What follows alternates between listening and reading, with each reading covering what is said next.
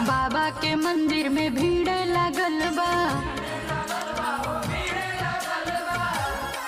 गुजे हर हर महादेव के बोली हो, गुजे महादेव के बोली। महादेव खेले कैलाश में होली, खेले कैलाश में होली। महादेव खेले कैलाश में होली।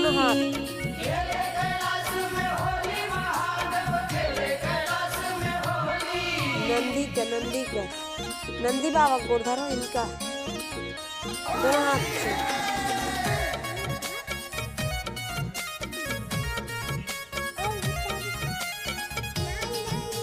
उसके बाद